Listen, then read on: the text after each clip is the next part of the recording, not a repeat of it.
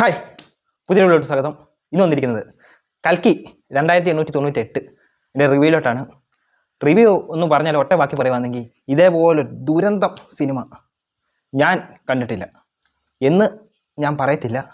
ഇതെന്തോ ഡയറക്ടർ നാഗ് അശ്വിൻ എന്തോ ചെയ്തു വെച്ചേക്കുന്നത്. ബ്രഹ്മാണ്ഡ സിനിമയുടെ ഡയറക്ടറുടെ ഇടയിലേക്ക് ഒരാളും കൂടി വന്നിട്ടുണ്ട് ഇന്ത്യൻ സിനിമയിൽ.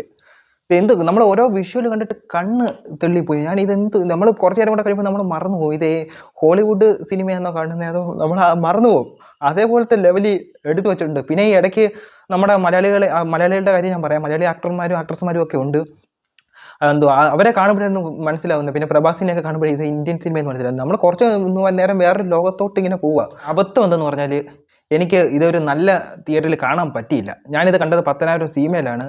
സീമയെ കണ്ട് നമ്മൾ ടിക്കറ്റ് എടുത്ത് കഴിഞ്ഞപ്പോഴാണ് ഇപ്പം 3D ഒക്കെ ഉണ്ടെന്നും പറഞ്ഞുകൊണ്ടൊക്കെ വന്നത്. അപ്പോൾ അതും കൂടെ ഒക്കെ ഉണ്ടായിരുന്നെങ്കിൽ, പിന്നെ അത് മാത്രമല്ല 2D കണ്ടാലും ആ ഒരു സ്ക്രീനിൽ എനിക്ക് അത്ര ആ സ്ക്രീനിൽ കണ്ടപ്പോൾ തന്നെ പടം എൻ്റെ കണ്ണ് ഇങ്ങനെ ഇരിക്കുമായിരുന്നു. അതേപോലെ ആയിപ്പോയി. അപ്പം ഇപ്പം കാണാനുള്ളവർ സീമയിൽ കാണാൻ പോവല്ലേ എന്നേ ഞാൻ പറയത്തുള്ളൂ. നല്ല തിയേറ്ററിൽ പോകുകയാണെങ്കിൽ നമുക്ക് കുറച്ചും കൂടെ വിഷ്വൽ 3D ഉണ്ടെന്ന് പറയുന്നു. എനിക്കറിയത്തില്ല, ഒഫീഷ്യൽ പോസ്റ്ററിൽ കണ്ടിട്ടില്ല. ഇനി റിവ്യൂലോട്ട് വരുവാണെങ്കിൽ പടം തുടക്കം ഒരു കുരുക്ഷേത്ര യുദ്ധം ഉണ്ടല്ലോ, ആ ഒരു ലെവലിൽ ഇപ്പോൾ കഥ ഇങ്ങനെ പറഞ്ഞ് പെതുക്കെ തുടങ്ങുന്നത്. ഒരു ലോ ലെവലിൽ തുടങ്ങി പിന്നെ ഒരു 10-15 മിനിറ്റ് കഴിയുമ്പോൾ പ്രഭാസിനെ കാണിക്കുന്നുണ്ട്. പ്രഭാസിനെ കാണിക്കുന്ന ഒരു കോമഡി രൂപത്തിലൊക്കെ. അത് എനിക്ക് അത്ര രസമായിട്ട് തോന്നിയില്ല. കോമഡി രൂപം എന്ന് പറഞ്ഞാൽ അത് കുത്തി കയറ്റിയാന്ന് തോന്നുന്നു. എഴുതി ചേർത്തതാണ്, പുള്ളിക്ക് വേണ്ടി എഴുതി ചേർത്തത്. എന്നിട്ട് പുള്ളിയുടെ പേരെന്ന് പറഞ്ഞാൽ ഭൈരവയല്ല. അതായത് ബംഗാളി വിഗും വെച്ച് കോപ്രായം കാണിച്ച് ഡാൻസും കളിച്ചുകൊണ്ടൊക്കെ നടക്കുന്ന ആ ഭൈരവയല്ല. ഇത് പുള്ളി ആ ലെവല് പ്രഭാസിനെ കുറേ നാൾക്ക് ശേഷം, ഇതിന് മുമ്പ് സാലാറി കണ്ടിട്ടുണ്ടെങ്കിലും പ്രഭാസിനെ കുറേ നാൾക്ക് ശേഷം ഇച്ചിരി എനർജി ആയിട്ട് കണ്ടെന്ന് വെച്ചാൽ പഴയ ഒരു പ്രഭാസിനെ ഇതിനകത്ത് കാണാൻ പറ്റിയിട്ടുണ്ട്. ഞാൻ ഇതിനകത്ത് കൂടുതൽ കാര്യങ്ങളൊന്നും പറയുന്നില്ല. ഇത് കണ്ട് തന്നെ വിഷ്വൽ എന്ന് വെച്ചാൽ നല്ല തിയേറ്ററിൽ കണ്ട് തന്നെ മനസ്സിലാക്കണം. അത്രയും ലെവലിൽ നമ്മൾ ആ ഒരു ഏതാണ്ട് ഒരു ലോകത്ത് നമ്മൾ അതിൻ്റെ കൂട്ട് ആയിപ്പോവും. കുറച്ച് നേരം കൂടെ കഴിഞ്ഞാൽ ഇൻ്റർവെല്ല് ഞാൻ പറയാം, ഫസ്റ്റ് ഹാഫ് ഒരു ചെറിയ ലെവലിലാണ് പോകുന്നത്. അത്ര ബോറൊന്നും അല്ലെങ്കിലും ചെറിയ ഒരു ഡയലോഗ്സ് ഒക്കെ ആയാലും ഒരു ചെറിയ രീതിയിൽ ഇങ്ങനെ കഥ പറഞ്ഞ് പോയിട്ടുണ്ട്. ഇൻ്റർവെല്ല് നിർത്തുന്നതിന് കുറച്ച് മുമ്പുണ്ട്. ആ ഒരു ഇത് അറിയാം, ഹിന്ദു മിത്തോളജിയെ ബേസ് ചെയ്ത് എല്ലാവർക്കും അറിയാം. ഹിന്ദു മിത്തോളജിയെ ബേസ് ചെയ്തൊരു സ്റ്റോറിയാണ്.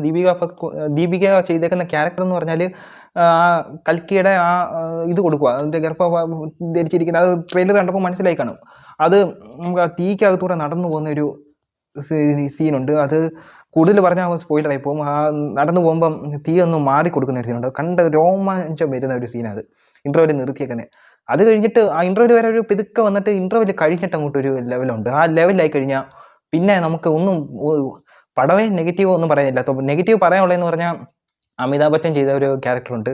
അതായത് അശോക് എന്ന് പറയുന്ന ദ്രോണാചാര്യയുടെ മകനായിട്ട് ആ ഒരു ക്യാരക്ടർ പുള്ളി ചെയ്തേക്കുന്നത്. എല്ലാവരും അറിയാം. നെറ്റിക്ക് ഒരു ഇതുണ്ട്, ലൈറ്റ് പോലത്തെ ഒരു സാധനമൊക്കെ ഉണ്ട്. ആ ഒരു ലെവല് എന്ന് വെച്ചാൽ ആ ഒരു പഴയ അമിതാഭ് ബച്ചനെ കാണിച്ചു വെച്ചേക്കുന്നുണ്ട്. അതായിരുന്നു അത്. ഇത് രാമായണത്തിനകത്ത്, ഹിന്ദി രാമായണം ഉണ്ടല്ലോ പ്രഭാസിൻ്റെ, ആ പ്രഭാസിനെ പണി വെച്ചേക്കുന്ന ഒരു പരിപാടി ഉണ്ടല്ലോ, ആ പരിപാടിയാണ് ഇതിനകത്ത് പഴയ കാലഘട്ടത്തിൽ അമിതാഭ് ബച്ചനെ പണി വെച്ചേക്കുന്നത്. അപ്പോൾ അത് അത്ര വൃത്തിയായിട്ടില്ല, പ്രഭാസിൻ്റെ അത്ര വൃത്തിയായിട്ടില്ല. അത് എന്തോ ആ ഒരു ലെവലിൽ ഇച്ചിരി ഒന്ന് വെച്ചാൽ VFX ചെറുതായിട്ടൊക്കെ ചിലയിടത്തൊക്കെ പോയിട്ടുണ്ട്. അത് എടുത്ത് പറയേണ്ടതൊന്നുമല്ല. നമ്മൾ പടത്തിലായി കഴിഞ്ഞാൽ പിന്നെ ഇതൊന്നും നോക്കാനില്ല. ഞാനിതൊന്നും ശ്രദ്ധിച്ചില്ല. ഞാൻ എൻ്റെ നെഗറ്റീവും ഇതൊന്നും നോക്കിയില്ല. നമ്മൾ ആ പടത്തിൽ അലിഞ്ഞ് നമ്മൾ ചെന്നിരുന്ന വിഷ്വൽ കണ്ട് അന്തിച്ചിരിക്കുക. കമലഹാസനെ കാണിക്കുന്നുണ്ട്. കമലഹാസൻ വില്ലൻ റോളായി അവർ റിവീൽ ചെയ്തിട്ടുണ്ടായിരുന്നു. കമലഹാസനെ എന്തുവല്ല ലക്കുണ്ട്. കാരണം ഇത് രാമോജി ഫിലിം സ്റ്റുഡിയോയിലാണെന്ന് തോന്നുന്നു ഇത് ഷൂട്ട് ചെയ്തത് കുറച്ച് സീനൊക്കെ. അപ്പോഴാണ് തോന്നുന്നു അവിടെ തന്നെ ആയിരിക്കും ഇന്ത്യൻ ടീമും ഷൂട്ട് ചെയ്തത്. അപ്പോൾ ഇതിനകത്ത് രണ്ടുപേരുടെ മേക്കപ്പ് മാറ്റേണ്ട ആവശ്യം വന്നിട്ടില്ല. രണ്ടും അങ്ങോട്ടും ഇങ്ങോട്ടും അല്ല ചുമ്മാ പറഞ്ഞാൽ. അപ്പോൾ ആ ലെവല് കമലഹാസൻ്റെ ആ ഒരു റോള് പുള്ളിക്ക് ആ ഒരു ബാക്ക്ഗ്രൗണ്ടൊക്കെ ഉണ്ടല്ലോ, അത് കണ്ടവർക്ക് മനസ്സിലാവും. കാണാത്തവർ ഒരു വട്ടമെങ്കിലും വാച്ച് ചെയ്ത് കാണുന്നത് നല്ലതായിരിക്കും. എന്തുവായാലും പിന്നെ അന്നാബേനുണ്ട്, മലയാളത്തിലെ ദുൽഖർ സൽമാനുണ്ട്. അന്നാബനെ വേറെ ലെവലിൽ കാണിച്ചു വെച്ചിട്ടുണ്ട്. എനിക്ക് നല്ലോണം അന്നാബനെ ആ ഒരു റോളിൽ കാണിച്ചത് എനിക്ക് നല്ലോണം ഇഷ്ടപ്പെട്ടു. എന്നുവെച്ചാൽ സെക്കൻഡ് ഹാഫ് ഒരു പകുതിയൊക്കെ ആകുമ്പോൾ ഓരോരോ കാമിയോ ഒരു ഗസ്റ്റ് റോളിനൊക്കെ കാണിച്ചു വരുന്നുണ്ട്. അപ്പോൾ രാജമൗലിയെ കാണിക്കുന്നുണ്ട്. രാജമൗലിയും പ്രഭാസും തമ്മിലുള്ള കുറച്ചൊക്കെ കാര്യം പറച്ചിലുണ്ട്. അത് റിയലായിട്ട് അവർ കാര്യം പറയുന്നത് ഈ കുത്തി കയറ്റിയിട്ടുണ്ട്. അത് രസമായിട്ട് എനിക്ക് തോന്നി. പിന്നെ സന്തോഷ് നാരായണൻ്റെ മ്യൂസിക് ആദ്യമേ ചെയ്തേക്കുന്നതെന്ന് പറഞ്ഞാൽ ആദ്യമേ അല്ല, പുള്ളി ഫൈറ്റ് വയ്ക്കാത്തൊക്കെ ചെയ്തിട്ടുണ്ടെന്ന് തോന്നുന്നു. അതാണ് എനിക്ക് ഓർമ്മ വന്നത്. ആ മ്യൂസിക് ഓരോ ഇടത്തും ചെയ്തേക്കുന്നത് നല്ലതായിട്ട് വന്നിട്ടുണ്ട്. ശോഭനയുണ്ട്. ശോഭന ഇതിനകത്ത് എന്താ ആദ്യമേയൊക്കെ കാണുമ്പോൾ നമ്മൾ വിചാരിക്കും എന്തോ ഇത് അവരുടെ ഒരു ക്രിയേറ്റിവിറ്റി അല്ലേ, പുതിയ സാങ്കേതിക വിദ്യ 2800 സാങ്കേതിക വിദ്യ ഉണ്ടല്ലോ, അതൊക്കെ കാണുമ്പോൾ ഒരു ചെറിയൊരു ഇതായിട്ട് തോന്നി. പക്ഷേ അത് ക്രിയേറ്റ് ചെയ്ത് വെച്ചേക്കുന്നത് അന്ന് ആ സമയത്തുള്ള വാഹനം, ഇതൊക്കെ അവർ ആ ഒരു ഡയറക്ടറുടെ ഒരു ബ്രില്യൻസ് എന്ന് പറഞ്ഞാൽ ആ ഒരു സമയത്ത് ക്രിയേറ്റ് ചെയ്ത് വെച്ചേക്കുന്ന ഒരു കഴിവ് എന്ന് പറഞ്ഞാൽ അപാരം. ഇതുപോലെ ഒരു സിനിമ എന്താ അടുത്ത കാലത്തല്ല ഇതുവരെ ഞാൻ കണ്ടിട്ടില്ല. ബാഹുബലിക്കൊക്കെ ഒത്തിരി മേളിൽ നിൽക്കുന്ന ഒരു പടമായിട്ടാണ് എനിക്ക് ഇത് തോന്നിയത്. ബച്ചനും പ്രഭാസും കൂടെ ഉള്ള ഒരു ഫൈറ്റൊക്കെ ഉണ്ട്. അത് കട്ടയ്ക്ക് എന്നിട്ട് ഒരാൾ തോറ്റു കൊടുക്കുന്നത് ആ ഒരു കട്ടയ്ക്ക് നിൽക്കുന്ന രീതിയിൽ എടുത്തു വെച്ചിട്ടുണ്ട്. അത് നമ്മൾ അതൊക്കെ കാണുമ്പോൾ നമ്മളെന്തുവായാലും ആ ഒരു ദീപികയുടെ ആ ക്യാരക്ടറിൻ്റെ കൂടെ ആയിരിക്കും നമുക്കൊക്കെ കുറച്ചും ഒരു സ്നേഹം തോന്നുന്നത്. കാരണം അത് നമ്മൾ കൽക്കിക്ക് ജന്മം കൊടുക്കുന്ന ഒരു വ്യക്തി ആയതുകൊണ്ട് നല്ലൊരു സ്നേഹം ദീപികയ്ക്ക് നമ്മളോടൊരു ഇഷ്ടം തോന്നുന്നുണ്ട്. അത് ഡയറക്ടർ തന്നെ അത് നമ്മളെ കൊണ്ട് തോന്നിപ്പിക്കുന്നുണ്ട്. പിന്നെ ഇടയ്ക്കിടയ്ക്ക് കാമിയോ കാണിക്കുമ്പം കുറേ ഓരോരുത്തർ വിജയ് എന്നൊക്കെ പറയുന്നുണ്ട്. വിജയ് ദേവരക്കൊണ്ടേ കാണിക്കുന്നുണ്ട്. വിജയ് ദേവരക്കൊണ്ട ഇതിനകത്തുണ്ട്. അപ്പോൾ ഇങ്ങനെ തളപതി വിജയ് ഞാൻ ഉദ്ദേശിച്ചത്. വിജയ് എന്നൊക്കെ ഓരോരുത്തരൊക്കെ പറയുന്നുണ്ടായിരുന്നു. പക്ഷേ അതും കൂടെയൊക്കെ വിജയും കൂടെയൊക്കെ എന്ന് വെച്ചാൽ അങ്ങനെ തോന്നും. ഇപ്പം നമ്മുടെ മലയാളത്തിലായാലും ലാലേട്ടനായാലും ഓരോരുത്തർക്ക് ഓരോ ഫാൻ ഉണ്ടല്ലോ, അവർക്ക് ആ ഒരു സിനിമയുടെ ഒരു പാർട്ട് ആവണമെന്ന് തോന്നും. അതേപോലൊക്കെ നമ്മളെ കൊണ്ട് തോന്നിപ്പിക്കുന്ന രീതിയിലാണ് ചെയ്തു വെച്ചേക്കുന്നത്. ഒരു നെഗറ്റീവ് പറയാനൊന്നും എനിക്ക് നോക്കണ്ട എന്തെങ്കിലും ഉണ്ടോ, എനിക്ക് ഒന്നും തോന്നിയില്ല. ആ ഒരു കുറച്ച് VFXൻ്റെ കുറച്ച് ഇതുണ്ട്, മരുഭൂമിയുടെയൊക്കെ കുറച്ച് അതൊക്കെ ഉള്ളൂ. അത് എടുത്ത് പറയേണ്ട ഒന്നും അല്ല. കാണാത്തവർ എന്തുമായാലും ഒരു വട്ടമെങ്കിലും നല്ല തിയേറ്ററിൽ പോയി അല്ലെങ്കിൽ 3D ഉള്ളത് എടുത്ത് പോയി കാണുവാണെങ്കിൽ പക്കയായിരിക്കും. എനിക്കൊരു അബദ്ധം പറ്റി.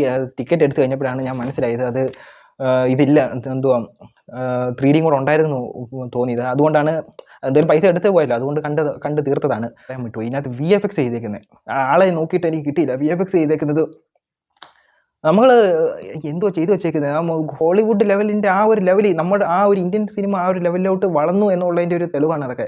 ഇനി ഇതിലും വളരും. സെക്കൻഡ് പാർട്ട് ഇനി വരാൻ കിടക്കുന്നേ ഉള്ളൂ. അത് നല്ല രീതിയിലാണ് നിർത്തിയേക്കുന്നത്. ഇവിടെയൊക്കെ ഓരോ സെക്കൻഡ് പാർട്ടൊക്കെ ഓരോരുത്തർ കൊണ്ടുവന്ന് മലയാളത്തിൽ ഇത് കണ്ടുകൊണ്ട് ഇറക്കുന്നുണ്ട്. ഒരു പാർട്ടി ഇറക്കേണ്ട സിനിമയൊക്കെ കൊണ്ടുവന്ന് 1, 2 പാർട്ടിന് വേണ്ടിയൊക്കെ നിർത്തിയേക്കുന്ന ഏതോ ഒരു അലവലാതി പടങ്ങളൊക്കെ കൊണ്ടുവന്ന് നിർത്തിയിട്ടുണ്ട്. സെക്കൻഡ് പാർട്ട്, തേർഡ് പാർട്ട് എന്ന് പറഞ്ഞുകൊണ്ടൊക്കെ നിർത്തിയിട്ടുണ്ട്. ഇപ്പോൾ അടുത്ത് ഇറങ്ങിയ ചെറിയ സിനിമയായിരുന്നു. നോക്കി ഇതൊക്കെ കണ്ടുകൊണ്ടാണ് അവർ ചെയ്യുന്നത്.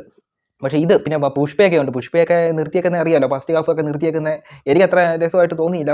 ഫസ്റ്റ് ഹാഫ് നിർത്തിയേക്കുന്നത്. പക്ഷേ ഇത് KGF-ൻ്റെ കൂടെ KGF നമ്മൾ ഫസ്റ്റ് പാർട്ട് നിർത്തുന്ന ഒരു ഇതുണ്ടല്ലോ, സെക്കൻഡ് പാർട്ടിന് വേണ്ടി ഒരു കാത്തിരിപ്പുള്ള ബാഹുബലി ഫസ്റ്റൊക്കെ നിർത്തിയപ്പോൾ ഇത് അതേപോലെ ഒരു വെയിറ്റിംഗ് നിർത്തിയിട്ടുണ്ട്.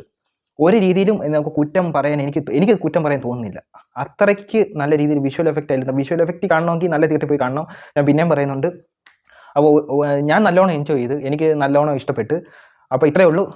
അടുത്തൊരു വീഡിയോ ആയിട്ട് വരുന്നവരെ ബൈ.